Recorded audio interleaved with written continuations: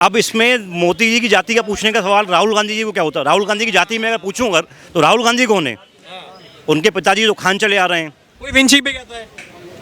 पिताजी तो खान चले आ रहे हैं, खान चले आ रहे हैं। विंची उनकी माता, उनकी दादी जो थी वहाँ से चले आ रहे हैं। अब खान आ रहे हैं, गांधी उन्होंने लिख लिया। अब मैं पूछूं उनकी जाति क्या है, तो वो बोलेंगे उसमें अब मैं जातिगत की बात कर रहा हूँ, तो वो प्रधानमंत्री के अगेंस्ट में कैसे कर रहे हैं? भाई प्रधानमंत्री तो कुछ नहीं बोल रहे। प्रधानमंत्री एक देश की एक सर्वोच्च पोजीशन है, जहाँ वो किसी जाति हिंदू ना मुस्लिम ना सिख ईसाई से नहीं आते। वहाँ प्रधानमंत्री है, देश के प्रधानमंत्री हैं, उनकी जाति कुछ नहीं है। मैं आपसे जवाब लूंगा, राहुल गांधी क्या है आपके हिसाब से? Mysterious person. अच्छा, मिस्टीरियस पर्सन। एकदम मिस्टीरियस पर्सन। सर कहाँ कभी वो उनके अपने किसी भी बात पे वो अडिग रहे हैं? किसी भी बात पे आज तक अडिग रहे हैं? किसी भी बात पे अडिग नहीं रहे हैं सर। वो जाति की बात करते हैं, जब जाति की बात आती है तो वो मोदी जी की जाति खोजने लगते हैं। और जाति कार्ड तो सबसे पहले उन्होंने ही खेला, जाति जनगणना कराओ। अब बोलते हैं मोदी की जाति, और जब मोदी जी जाति करने लगेंगे। या क्या माहौल है, विपक्ष में दम है अभी भी कि वो प्रधानमंत्री को चुनौती दे सके? नहीं, दम नहीं है ना। दम नहीं है? नहीं। राहुल गांधी, अरविंद केजरीवाल, ममता बनर्जी, एम के स्टालिन, शरद पवार, उद्धव ठाकरे, इतने सारे मिलके भी कह रहे अब दम नहीं है। नहीं है दम। वो करते हैं लेकिन वो हो नहीं पाता। फिर होता वही है जो कि जनता को लग रहा है क्या बेटर है क्या है, बस वही होता है। अच्छा, राहुल गांधी से बारे में जानना चाहूंगा। देखिए, कांग्रेस के सर्वे सर्वा है वो, यूं कहे कि अगर कांग्रेस का अगर कोई चिराग बचा है तो वो राहुल गांधी है। आपको लग रहा है कि अगर ये 10 सालों के बाद और 15 सालों के बाद हम देखें तो राहुल गांधी के भविष्य दिखता है प्रधानमंत्री के तौर पर? कहीं ना कहीं वो छवि बन रही है, निखर रही है राहुल गांधी की छवि? नहीं, वो भविष्य बिल्कुल नहीं दिखता। नहीं दिखता? नहीं, बिल्कुल नहीं दिखता। आपको दिखता है राहुल गांधी का प्रधानमंत्री के तौर पर भविष्य?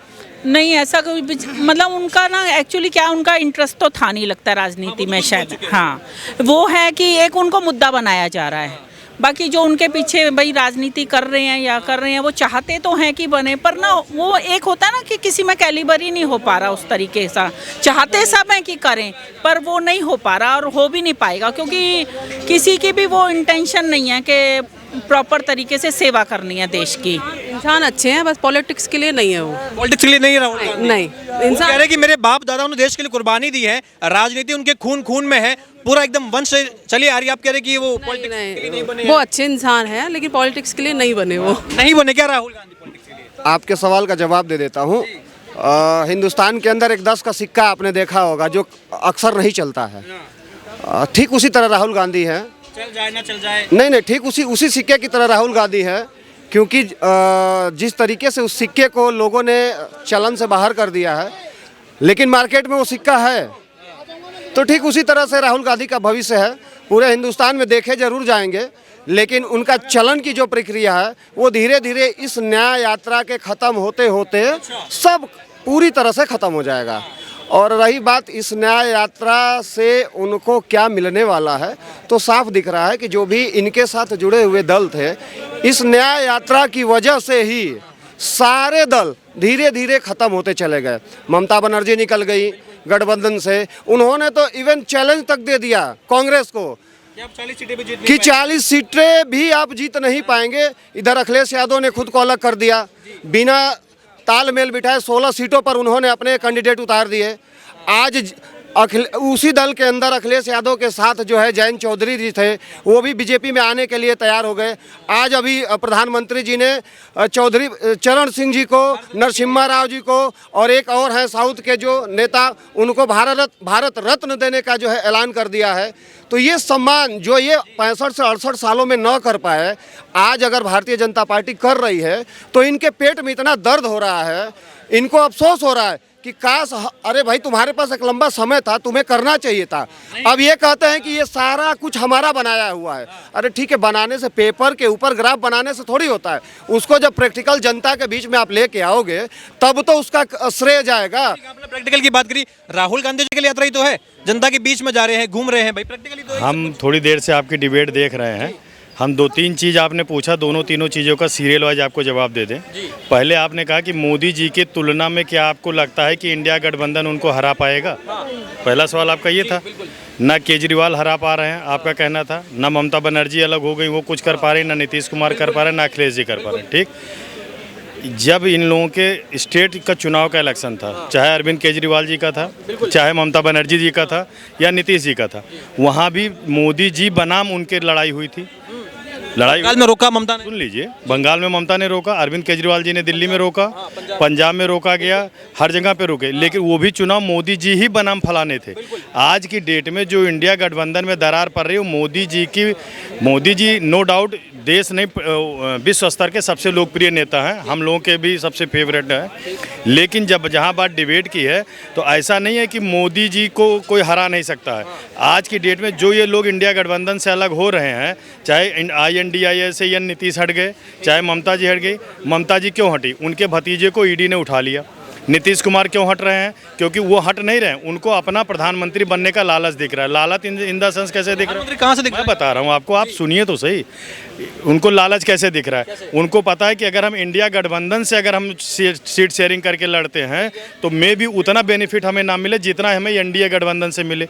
और जहाँ वो 14-15 सीट ले लिए वो किसी के नहीं है। जब वो दल बदलू उनके ऊपर टैग लग चुका है, वो ना इंडिया गठबंधन के ना एनडीए के, वो केवल मांडवाली करेंगे। अगर देखेंगे कि इंडिया गठबंधन फुल फ्लैश में आ रही है तो भैया उधर चल लो, नहीं आ रही है, बीजेपी नहीं आ रही है, मान लो सीट कम पड़ी है तो जो 15 हम प्रधानमंत्री बनाओ हम उधर लेंगे, वो किसी के नहीं।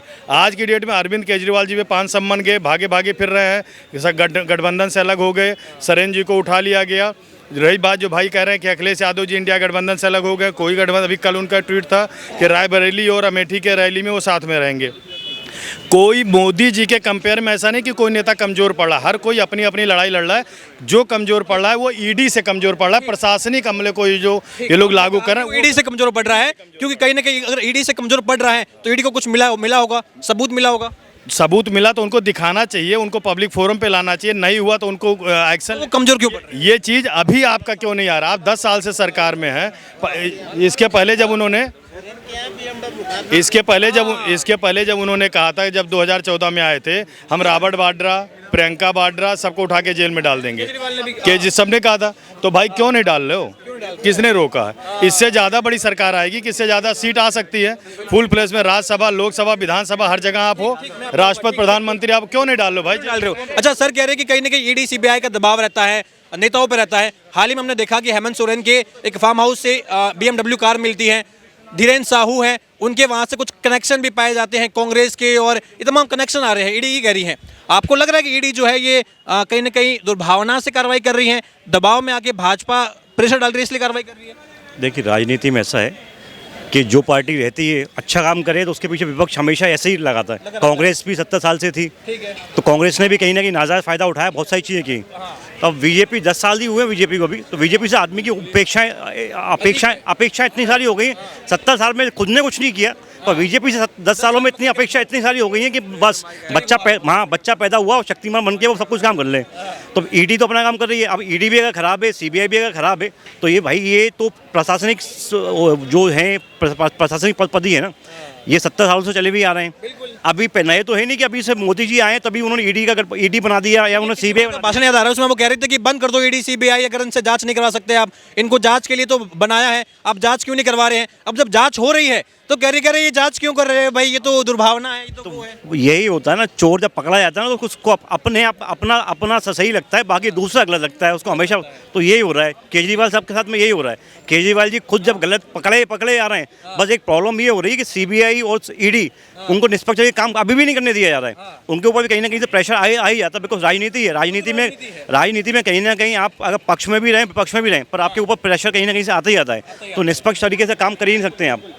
तो वही अच्छा, हाल ही में मोदी जी पे गंभीर आरोप लगाया, राहुल गांधी कह रहे हैं कि ये प्रधानमंत्री मोदी ओबीसी नहीं है, लेकिन जनता को बेवकूफ़ बनाया जा रहा है, जनता को भ्रमित कर रहे हैं कि मैं ओबीसी हूं ताकि 24 में ओबीसी वोट बैंक ले सके। ये तेली समाज से आते हैं, घाटी समाज से आते हैं, तो जनता को बेवकूफ़ बना रहे हैं ओबीसी समाज बन के। मुझे एक चीज़ बताइए, अभी फिर राहुल गांधी ये बोलते हैं कि मोदी जी जो हैं वो ये जातिगत राजनीति करते हैं, जाति में बांटते हैं। अब इसमें मोदी जी की जाति का पूछने का सवाल राहुल गांधी जी को क्या होता है? राहुल गांधी की जाति में अगर पूछूं अगर, तो राहुल गांधी कौन है? उनके पिताजी तो खान चले आ रहे हैं, कोई विंची पे कहता है पिताजी तो खान चले आ रहे हैं, खान चले आ रहे हैं, विंची उनकी माता उनकी दादी जो थी वहाँ से चले आ रहे हैं। अब खान आ रहे हैं, गांधी उन्होंने लिख लिया। अब मैं पूछूं उनकी जाति क्या है, तो वो बोलेंगे उसमें, अब मैं जातिगत की बात कर रहा हूँ, तो वो प्रधानमंत्री के अगेंस्ट में कैसे कर रहे हैं? भाई प्रधानमंत्री तो कुछ नहीं बोल रहे, प्रधानमंत्री एक देश की एक सर्वोच्च पोजीशन है, जहाँ वो किसी जाति हिंदू ना मुस्लिम ना सिख ईसाई से नहीं आते। वहाँ प्रधानमंत्री है, देश के प्रधानमंत्री हैं, उनकी जाति कुछ नहीं है। अच्छा, जनता को ये फर्क पड़ता है कि अगर प्रधानमंत्री किसी भी जाति से आते हो तो क्या मोदी जी का जो नेतृत्व रहा है 10 सालों का, जो हमने देखा है, आपने देखा है, क्या उसको हम एक जाति से कंपेयर करके मोदी को हटा सकते हैं, या कुछ ऐसा कर सकते हैं कि नहीं ये जाति इनकी ये है तो आज से ये अच्छे नहीं है मोदी जी, ऐसा कुछ?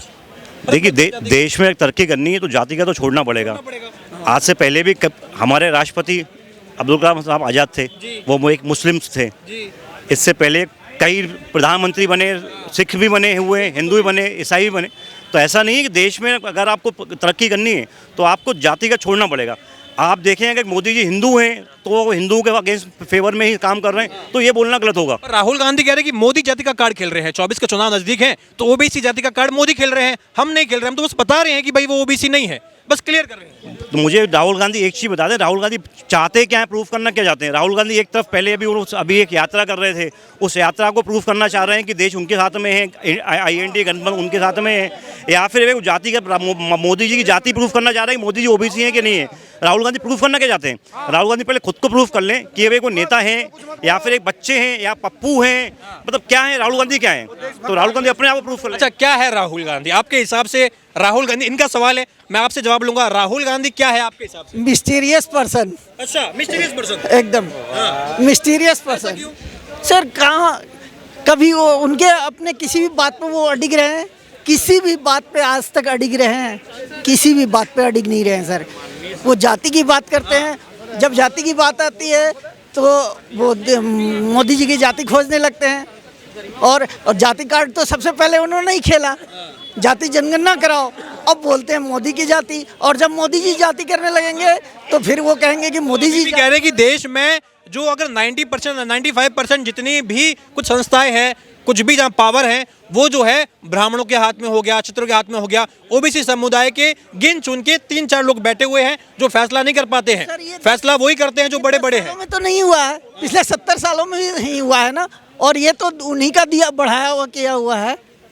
मोदी जी का तो बढ़ाया हुआ नहीं है। मोदी जी तो ओबीसी को और अदर जो छोटे कास्ट हैं उनको भी ला रहे हैं ऊपर। अच्छा, आप कैसे देखते हैं राहुल गांधी का जब ये बयान आता है कि भाई ये ओबीसी नहीं है, ये तेली समाज के हैं, सामान्य वर्ग के हैं, तमाम ऐसे जब टिप्पणियां आती हैं तो एक जनता के तौर पर आप कैसे देखते हैं, कैसी बयानबाजी? सर तो यही तो कहा, वो मिस्टीरियस पर्सन है, उनका कोई बातों का कोई ये नहीं है, कोई सिर पैर नहीं है सर। और सिर पैर ये तो है कि भाई वो तो कह रहे हैं कि लोकतंत्र की हत्या हो रही है, तानाशाही का माहौल है। खड़गे साहब एक कदम आगे बढ़ के ये कह रहे हैं राहुल गांधी की बात करते हुए कि ये आखिरी चुनाव है देश में, मोदी अगर जीत के आते हैं इसके बाद देश में चुनाव खत्म कर देंगे, पुतिन की तरह रशिया भी यहाँ बन जाएगा, तानाशाही का माहौल होगा, कोई चुनाव नहीं होगा देश में। सर देखिए क्या है ना, राहुल के साथ एक इंसिडेंट है, राहुल राजनीति में एक इंसिडेंट है।